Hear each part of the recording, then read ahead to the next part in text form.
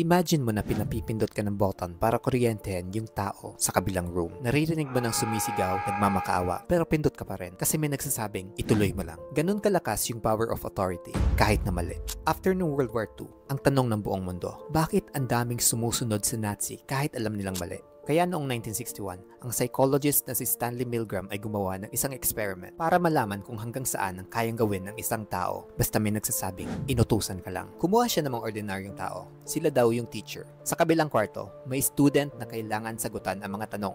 Tuwing mali yung sagot, kailangan daw i-shock ng pataas yung voltage. Ang hindi nila alam, actor lang yung mga student at pre-recorded na yung mga sigaw. Pero para doon sa mga teacher, totoo yung sakit, totoo yung takot, at totoo yung mga sigaw. 65% ng mga participants umabot hanggang sa 450 volts. Ito yung pinakamataas na level ng voltage. Nag-alangan sila, yes. Yung iba nga nanginginig pa, pero tuloy pa rin. Dahil lang may nakaputing quote na paulit-ulit na sinasabing, the experiment has to continue. Sa psychology, ang tawag dito, obedience to authority. Yung utak mo nagsasabing, tama pa ba to? Pero yung katawan mo, sumusunod pa rin kasi may figure na mukhang may alam. Authority can make you forget that you still have a choice. At kung ikaw iniisip mo na, di ko gagawin yun. Wait lang. Ilang beses ka na bang sumunod sa trabaho, sa pamilya, sa relationship, kahit alam mong mali na?